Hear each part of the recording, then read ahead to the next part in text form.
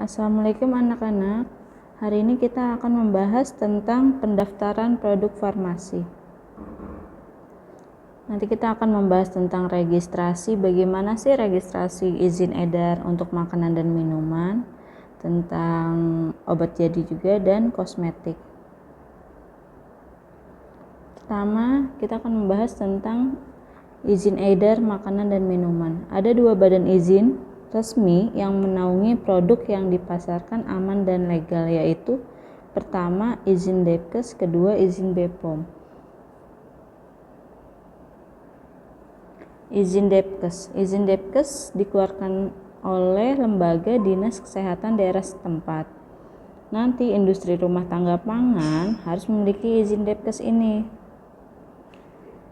Nanti kalau misalnya sudah didaftarkan, mendapatkan SPP IRT atau Sertifikat Produksi Pangan Industri Rumah Tangga.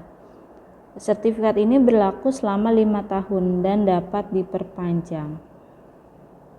Jika industri rumah tangga pangannya omsetnya masih di bawah 10 juta, berarti dia hanya perlu mendapatkan izin skala PIRT, jadinya bukan SPP IRT ya.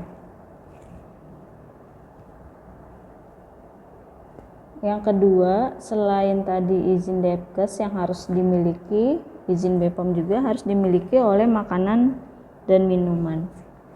Izin BPOM ini dikeluarkan oleh Badan POM atau Badan Pengawasan Obat dan Makanan. Izin edar dari BPOM ini berlaku 5 tahun dan dapat diperpanjang. Jenis nomor izin yang dikeluarkan BPOM itu seperti SP atau surat penyuluhan, nomor MD. Kalau nomor MD itu untuk makanan produksi dalam negeri, sedangkan untuk makanan produksi luar negeri diberi nomor ML.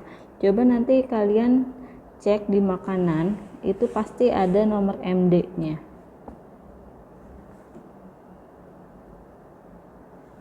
Lanjut,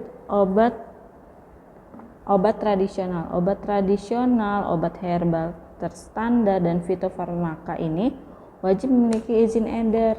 Siapa yang mengeluarkan izin edarnya? Yaitu Kepala BPOM.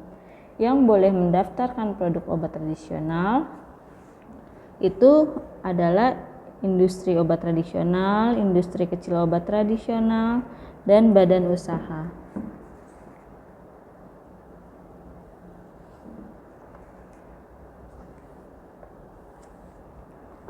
Obat jadi. Registrasi obat jadi itu terbagi menjadi 3 kelompok. Yang pertama, obat baru. Obat baru yang dimaksud ini adalah yang zat berkhasiat baru, indikasi baru, bentuk sediaan atau cara pembuatan baru. Yang kedua, produk biologi.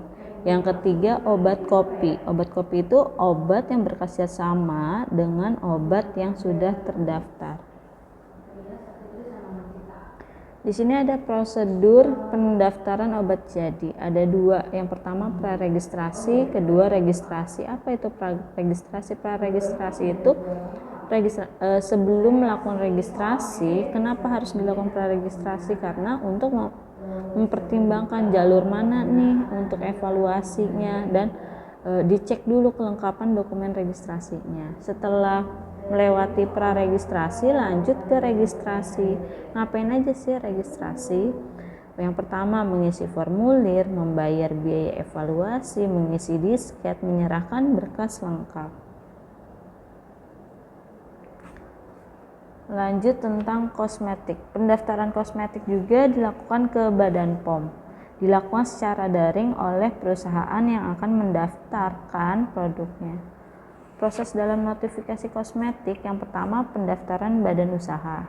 Jadinya sebelum daftarin obatnya, tapi terlebih dahulu mendaftarkan badan usahanya. Kemudian mengisi template notifikasi kosmetik.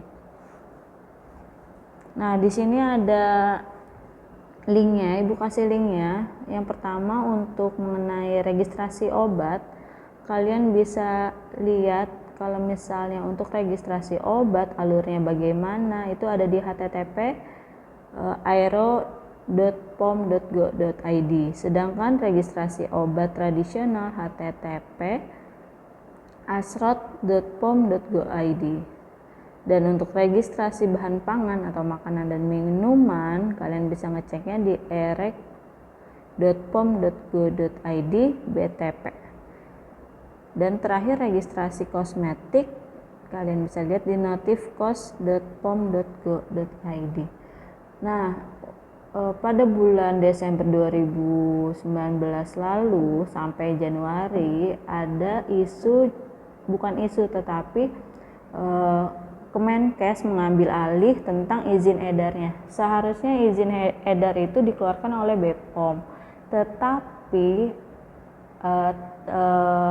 Pak Terawan dia ingin mengambil alih, jadinya Kemenkes yang memegang izin edarnya.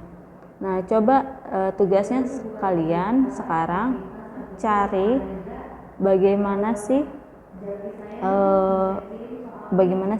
isu yang beredar di masyarakat, apakah benar Kemenkes yang mengambil alih atau sudah diputuskan bahwa BPOM tetap tegas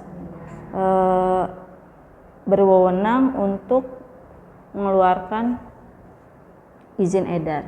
Coba ya. Ya, terima kasih. Sampai sini. Wassalamualaikum warahmatullahi wabarakatuh.